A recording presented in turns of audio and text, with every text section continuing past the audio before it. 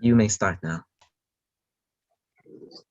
Assalamu alaikum, everyone. Welcome to the MEND Hour. You are listening to Ramadan Radio 87.9 FM. We are also online at ramadanradio.org and streaming on Facebook as well. I am your host, Mubash-Sharah, for today, and I am joined by a very special guest today. Her name is Faiza Mukith. She is the head of IRU, and she looks after the department. She has a background in law. She's a solicitor. And yeah, that's the introduction about Faiza. Faiza, thank you so much for joining us. Assalamu alaikum, Mubashara. Thank you so much for having me. Thank you so much for joining us once again. So today we're going to talk about the Islamophobia response unit. But before jumping into the topic straight away, I thought it would be nice to do a quick rapid fire round. I'll give you a couple of options, and you just have to pick the first one that comes to mind. That way we'll get to know you a little bit more, and it warms you up for the session on the Islamophobia response unit. Is that okay? Sounds good. Okay, cool. So first question, blue or green, favorite color? Green. Pizza or pasta? Pizza. Jogging outside or treadmill at the gym? Treadmill. Okay, interesting. Texting or speaking on the phone? Speaking. Nice. And this is a tough one, mom or dad? Both, 100%. Ah, how diplomatic of you.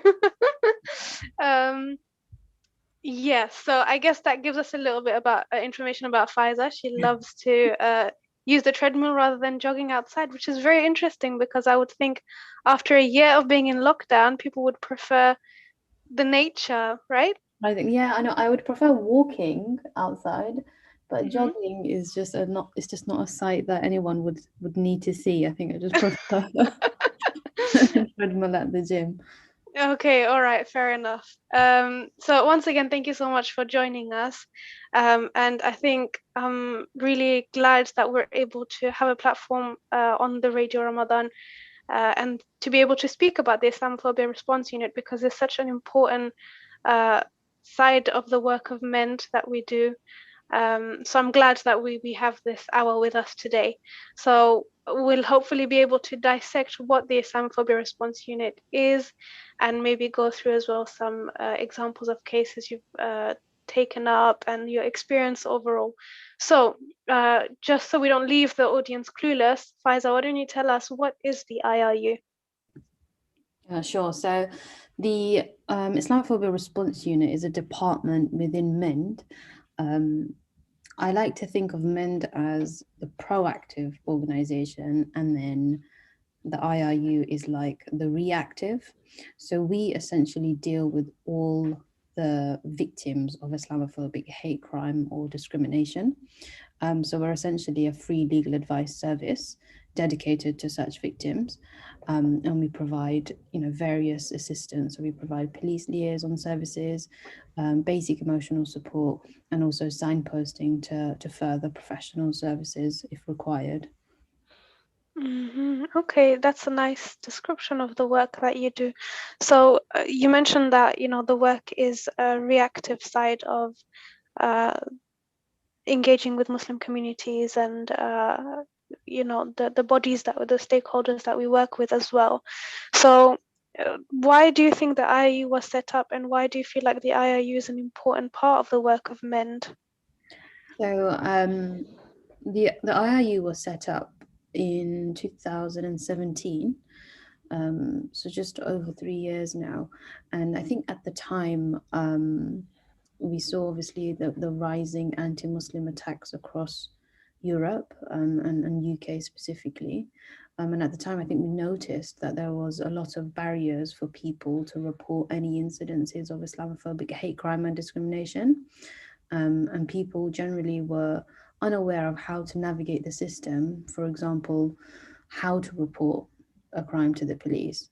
We had lots of clients at the outset who were either English wasn't their native language, and they struggled, or that they just didn't want to engage with the police. So that gave MEND the idea to set up a dedicated unit in service of victims of Islamophobia. So, or just on the point of us being kind of the reactionary department. So we don't deal with, all the fun stuff that MEND does in terms of getting Muslims to engage in politics and media. We literally deal with the brunt of Islamophobia. So, all the horror cases. So, from your niqabi sisters being attacked on the street to discrimination in the workplace. So the spectrum in terms of the types of cases that we work on is really wide.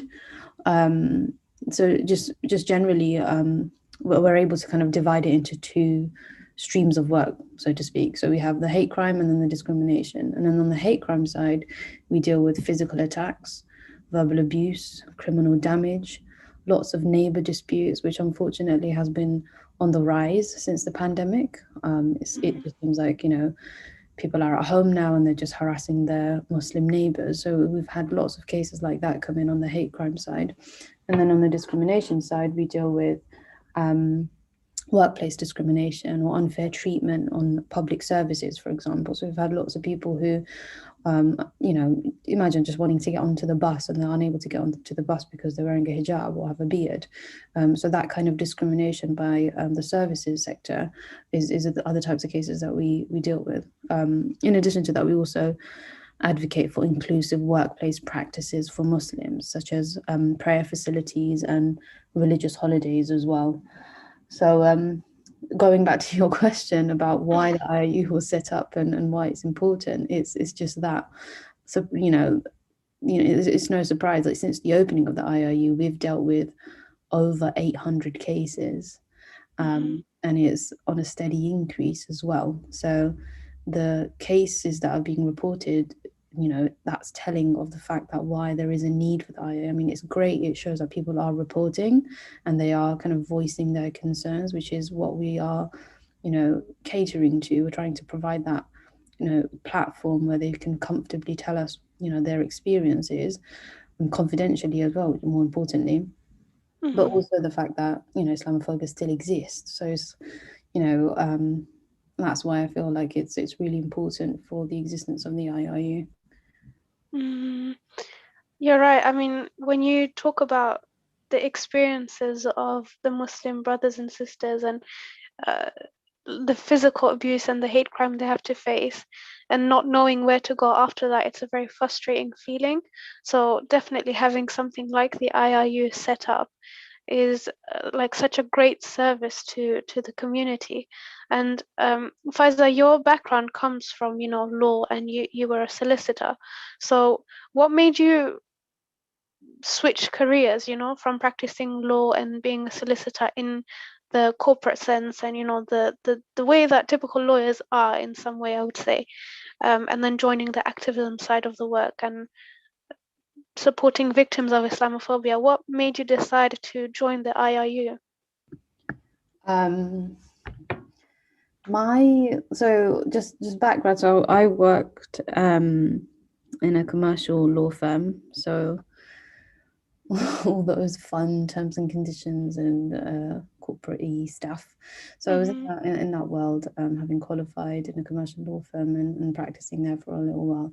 But I think for me, I've always been quite passionate about justice and justice for the little guy. And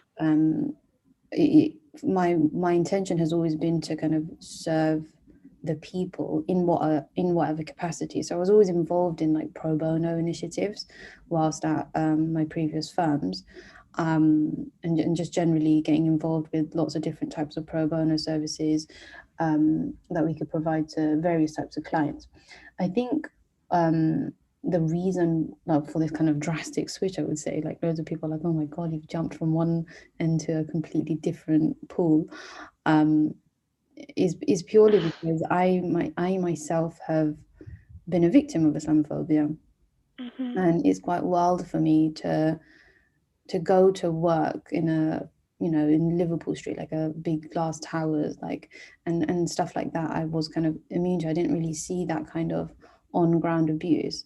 But coming back to like my home, which was in East London, and then being spat on, purely because of my head covering, that to me stayed with me. Obviously I was really afraid and worried, and my family have experienced Islamophobia as well, and it's just such a day and night experience. And I think there was kind of like an awakening moment for me. I just realized, you know what, it's great the work that I'm doing in the commercial sense, but I feel like I can do so much more with the qualifications, alhamdulillah, that Allah has blessed me with, to serve this community. So I think that's one of the key reasons why I joined the IRU, but also in the capacity of a lawyer, being able to advise victims, and provide them that service that they wouldn't get otherwise. Like the fees that we used to charge is like extortionate, and even in a pro bono capacity, it's really difficult for clients to get pro bono access, and get free representation, so to speak. Now, I'm not saying that the IRU provides free representation. We do everything pre-litigation, but just having that kind of space where they can get some kind of legal steering on their case, and get a professional service at a high standard as well. I think that's one of my key things, like bringing that into the IRU, is ensuring that our clients are treated like fee paying clients, even if they're not, and giving them like an excellent service where they can go on and attain that justice that they rightfully deserve. Oh, subhanallah, I had no idea you had experiences like that. I mean, it's not surprising given that most Muslims would have experienced hate crime and discrimination at some point in their life, but sometimes when you tell the stories again, it does remind you of your own experiences as well. And at times like this, you do feel really grateful that something like the IRU has been set up. And I don't know who had the initial idea, but the fact that it was followed through and set up, that's such an amazing thing. So just specifically about the IRU then, what's your team arrangement like? So say I experienced Islamophobia on my way home from, I don't know, the doctors today. What's the first thing you would have me do? So the first thing we usually say is, it depends on what kind of treatment or incident you've experienced. So if it's something like a hate crime where you were kind of physically assaulted or verbally abused, if it's safe to do so, we would suggest that you contact the police. And if you feel uncomfortable to do so, try and get yourself into a safe place, and then you can contact us. And in terms of contacting us, once you have done that process, we will do the triage. So we'll take down all the necessary details, usually all the details that the police would usually take, and almost prepare a statement then in there for you. One of the key things that we say to clients, especially victims of a hate crime, is you'll be surprised how much you'll forget in a day or two. And I always say to clients, if anytime something happens, and God forbid it happens again, take it down immediately. Details of like the perpetrators, what they looked like, what they were wearing, what you were wearing. Say, for example, if you were wearing a niqab and somebody spat on you, we would say, take that niqab, put it in a plastic bag, don't wash it, keep it. Sorry, just bear with me for 1 second. SubhanAllah, I would, when your emotions are running, I wouldn't think about keeping the niqab as evidence. I would probably want to get it off me as quickly as possible. Yeah, no, you would try and kind of Yeah. destroy any memory of that horrid experience, but those things amount to key pieces of evidence. And if it's safe to do so at that time, taking pictures or videos, or obviously we wouldn't recommend doing that if in the scenario your safety is at risk, and the perpetrator is still there. But if, say, for example, they're no longer there, and if you are able to capture anything, then do so. noting the surrounding area as well, like noting if there's any CCTV footage, CCTV cameras around, or if you're say near a local shop, like a shop might well have CCTV installed. So that's another thing that we suggest to victims, witnesses. I think oftentimes, and I could be wrong, this could just be my own opinion, is sometimes when we experience something like that, we think nobody else is noticing and you feel like the only person in the world, right? Nobody else cares and there's bystanders just walking past, but there is nothing wrong with you approaching someone and saying to them, did you just see what happened? And if they corroborate that and say yes, then take down their details if you can. So would you be willing to provide a statement or, contact details for me to follow this up because I really want to, do something about this. So things like that. And I know I'm saying all these things and usually comes to people way afterwards. And nobody's fully equipped in the way that we are, having dealt with this many cases. But it's those things. And that's actually one other thing that the IIU does provide. We provide training. So we do liaison work with local masjids and other community organizations and seeing if we can go in and provide our Islamophobia training. So providing, those stakeholders and those grassroots organizations, fully equip them with what they might need to know and what they can go and tell their local residents or local community about how to prepare for any instances of Islamophobia. SubhanAllah. It's good that that the service is is available within the community, and the fact that you are reaching out to places like that where you will find the most number of Muslims, etc. Because I definitely know that when I experienced Islamophobia as a young person, I just let it go because I didn't know what else to do, and I don't even think at the time the IIU was set up. So there's so many incidents that go sort of just left under the radar and nobody talks about it. It's just something that you've experienced and you forget about it, or you push it away because you don't want to deal with it. But I think a big part of experiencing this Islamophobia and reporting it to the IIU is because we need those numbers to be able to show that it is a real issue. Am I right? Yeah, no, you're absolutely right. So that's one of the key things that we do as part of, being a subgroup of MEND. So the data that we collate, we actively monitor that data and utilize it in our submissions to Parliament, or when making submissions against certain legislation that's not really working in the favor of Muslims, then we've got factual statistics to corroborate that and back it up. So that's one crucial thing. Like, funnily enough, actually, I remember last year at the peak of kind of COVID, our neighbor disputes were on the rise, so they were fully spiking. And then we reported one of the neighbor disputes on behalf of our client to the police, and I introduced myself to the police and said, this is what we do. And they said, oh my God, that's amazing. Like, never heard of a service like this. And that officer, I remember asking me specifically, so have you guys seen, a rise of Islamophobic hate crime, specifically in this kind of category? And I was just like, yeah, we have. And they're like, oh, really interesting, so have we. So having that discussion just goes to show that we have a wealth of information that can be utilized in order to benefit Muslims on a wider scale.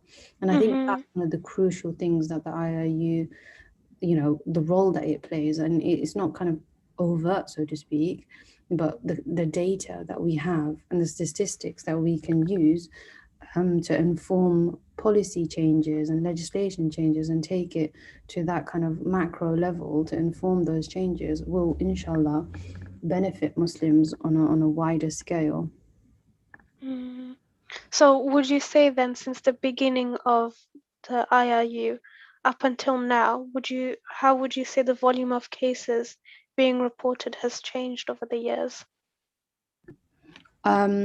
It was on the increase, I think, up until 2020. I think this year we've seen a slight decrease in reports, but that doesn't mean that doesn't correlate with there's no Islamophobia, if that makes sense. Mm-mm. I mean, we're still in April now, so I guess. Yeah, exactly. So in the beginning, there was like, it was just like insane. There was just like maybe like 6 cases a week, which is a lot.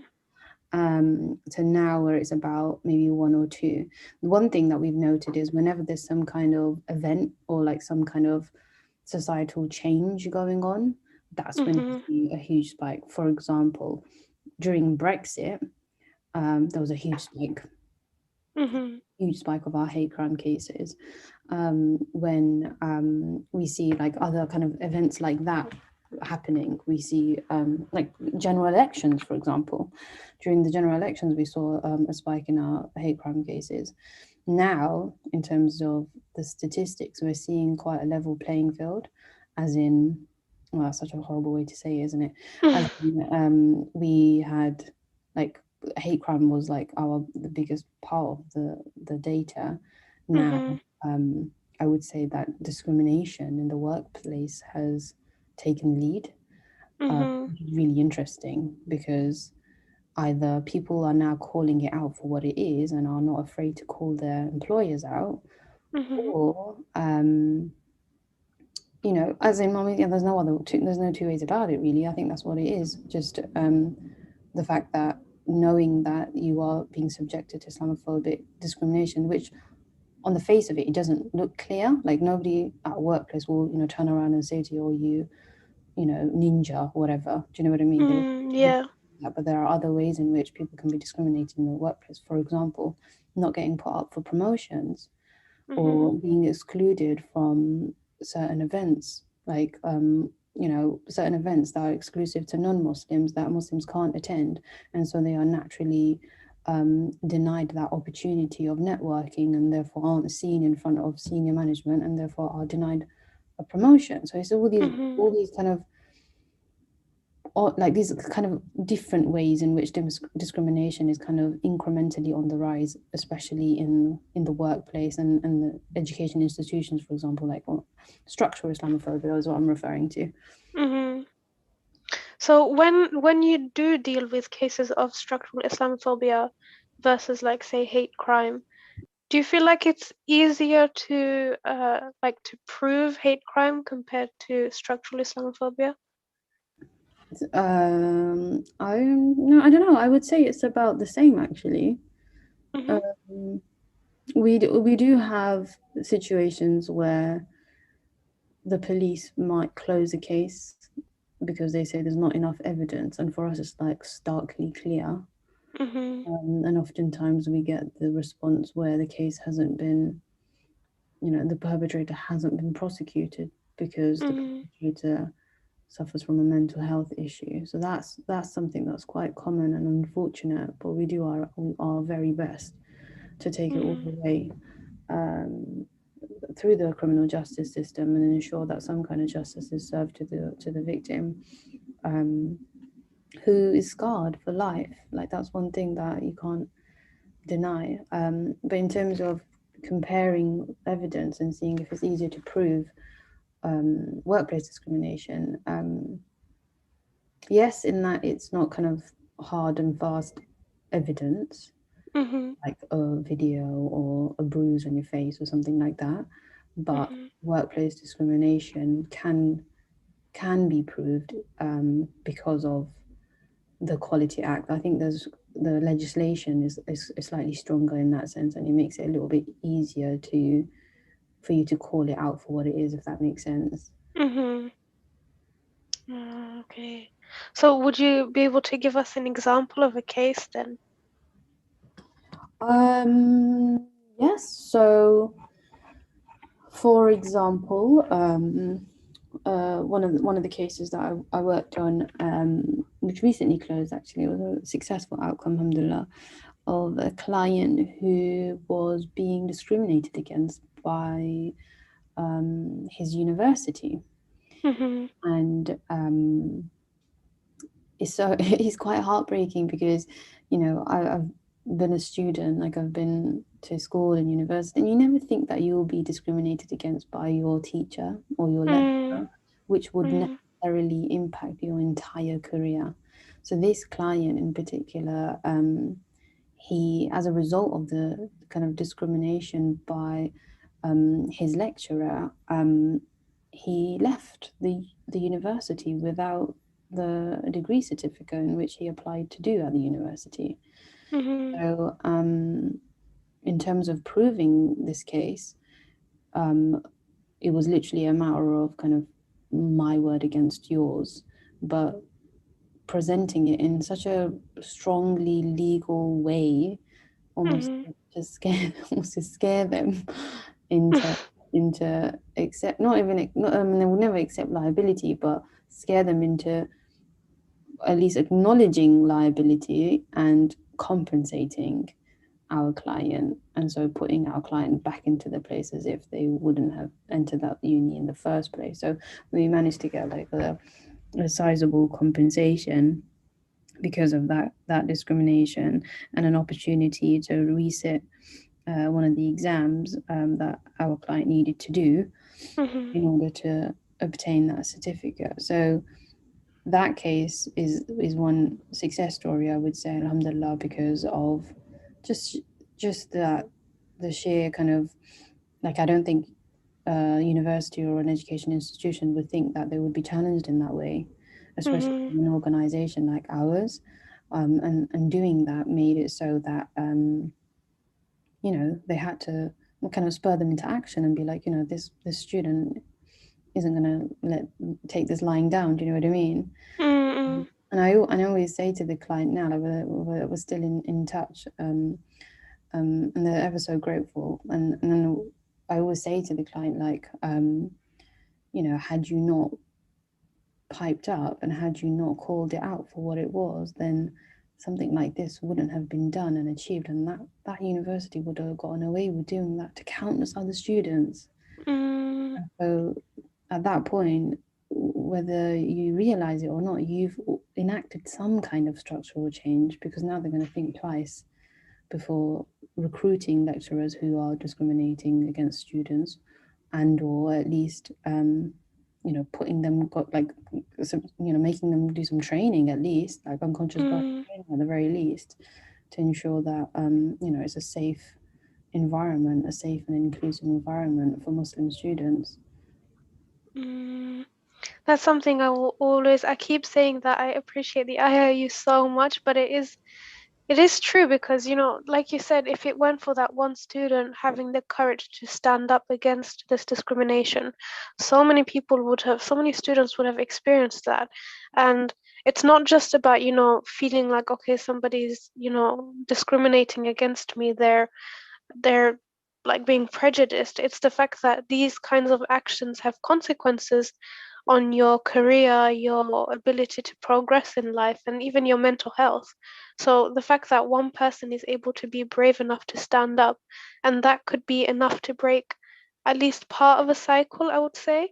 So one of the things that I appreciate about the IIU is the fact that it's a service that is, I would say, a safe space. It's being able to go in and see familiar faces who will understand the experiences that you're going through, and getting that kind of empathy as well, and then achieving some sort of success. And alhamdulillah, it's so nice to hear that there are success stories. So it's not just, you know, leave it at reporting. There are cases where you can do something about these discriminations, and you can get something out of it. So it is important for everybody to make sure that they're reporting, especially when it comes to numbers. We need to be able to show to the world that actually Islamophobia is a real issue, especially to the ones who deny that it is an issue. We have like evidence of numbers and cases and stories. So the IIU and MEND together, and I would say, is a very strong work that's being done. And I want to ask Faiza, it is a lot of emotional investment in each case to look at the stories and the struggles that they've been through. So how do you manage that on a day to day? Honestly, I don't know. Honestly, I don't know how I'm managing it. It is really, really stressful. It's not an easy role. and you have to have some grit about you. And I think, generally speaking, like, my passion for justice is what keeps me going. Like, sometimes I get so angry about cases that I have to like step away so that the client doesn't think that I'm just gonna, throw the laptop or something, because I just get so angry about some of the things that I hear and the things that our people are just going through. It just breaks my heart. But I think one of the ways in which we deal with it is obviously, I think faith comes into a lot of it. I think knowing that like Muslims are experiencing this, but it's an expiation of any wrongdoing, and Allah is watching, and Allah is the most just, and we do what we can, and we do it to the best of our ability, but ultimately the solution is with Allah, and sometimes we might not achieve it in this life, but I'm sure that I'm sure as guarantee that it will happen in the next. So it's those momentary feelings of we can only do so much. I think that's probably the thing that overwhelms me the most. It's not really the attacks and we see horrific images of like people being dragged on the street and videos and just all this horror, just horror upon horror. But that, I think I've learned to just be thick-skinned about it and work with the case as factually as I can, and try not to get too emotionally invested. But the thing that overwhelms me sometimes is the solution, and my want for a solution, and for this client to go away feeling like they benefited from having come to me or having come to the unit, if that makes sense. So and sometimes I sometimes can't achieve the solution. I may achieve a solution, but I can't achieve the solution they may have wanted. And then at that point it's just kind of saying, ultimately, like, resolution is with Allah.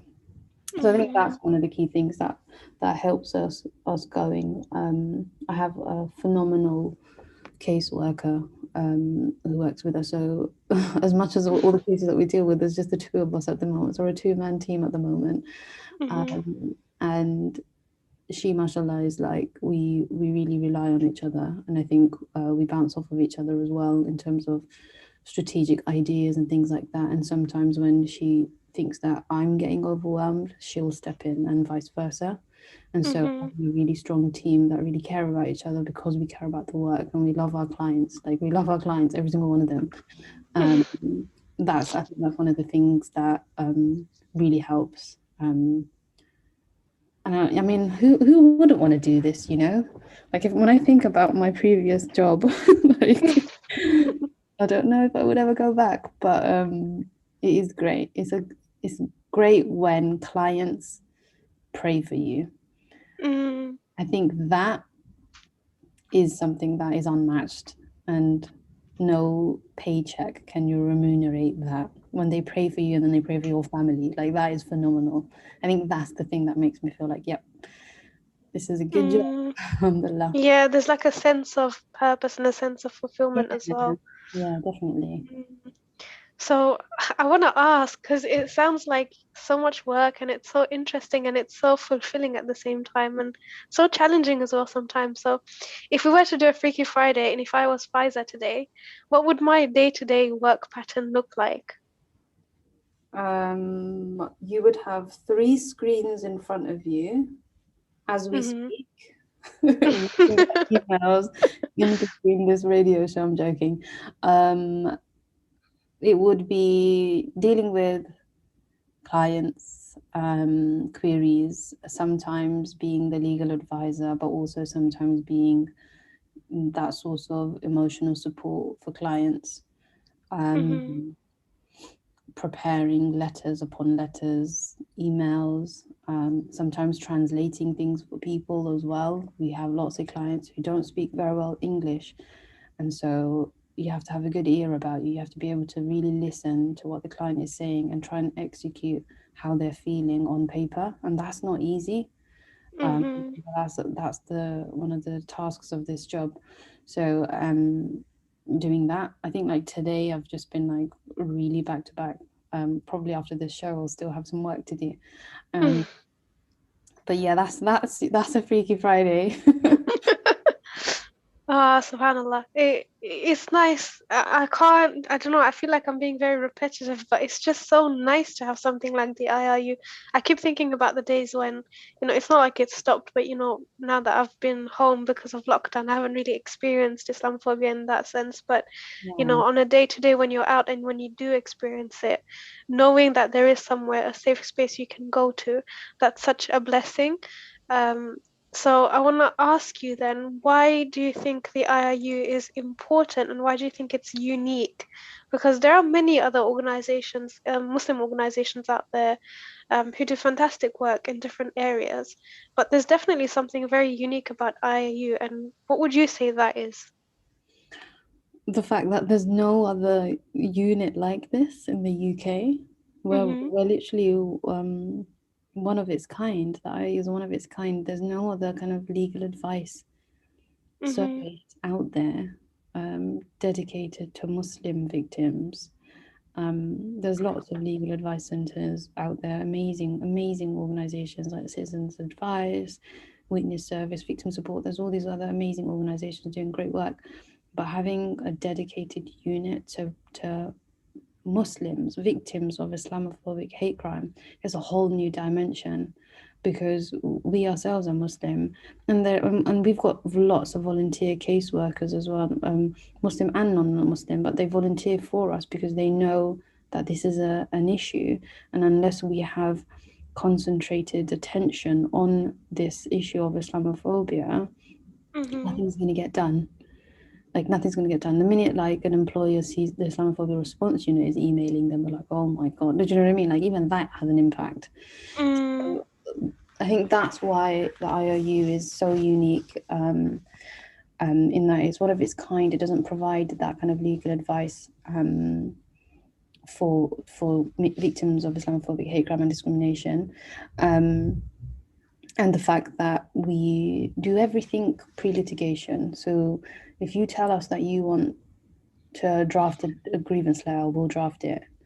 Mm-hmm. We'll do our very best to prepare these documents for you, and we will guide you through the process. We'll tell you what legal rights you have, what you might not have, how we can get around the situation. So it's a real kind of I don't know if the words I feel like friendly kind of downplays it, but you know what I mean. It's like, I'll look after you type of service. Yeah. As much as I can, inshallah. So yeah, that's, I think, is quite unique about the IIU. We get really invested with our clients. I can't say you'd find that with other services probably. That's a good thing because then we know that the clients are getting the best care possible. Yeah, inshallah. So what would you say your hopes are for the IIU? Because right now you're a two-man team. Um, what kind of dreams do you have for the Islamophobia response unit? Are we allowed to get like maybe a snippet of what you want to see I happen to the IIU? I want the IIU to expand.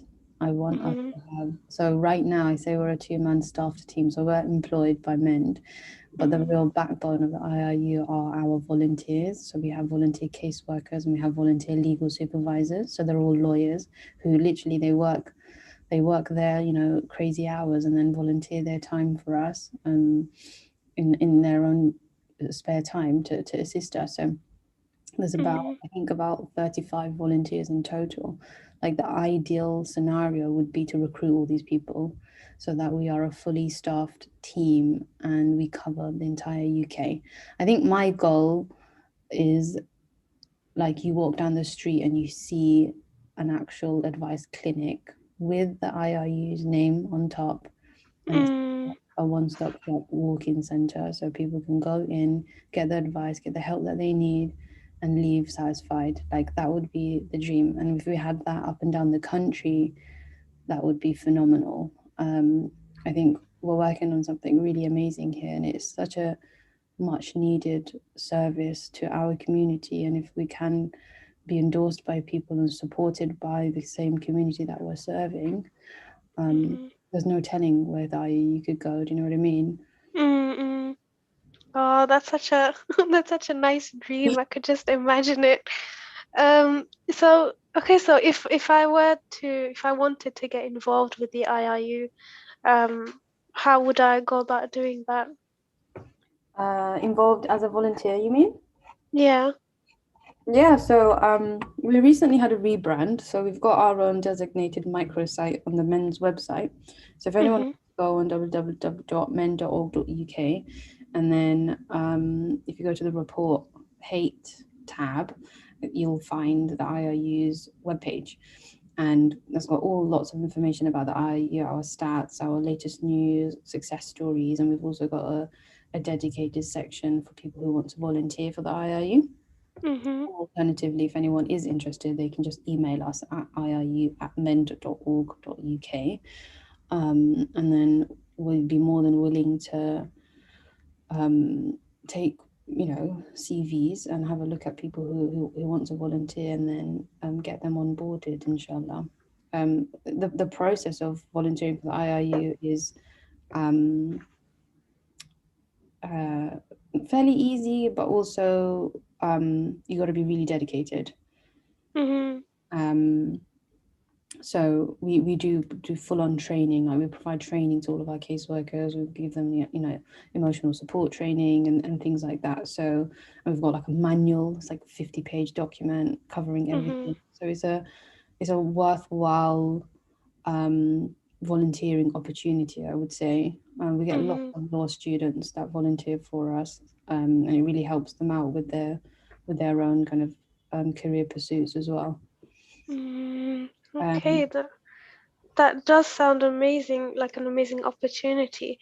So just to sum up then, with the Islamophobia Response Unit, we are a unit that helps deal with Islamophobia, and we support the victims of Islamophobia. And some ways we can get involved is volunteering for the IRU, and we can definitely, if we ever experience Islamophobia, report it, and that helps us with the stats. And Faiza, would you be able to actually tell us how we can contact the IRU?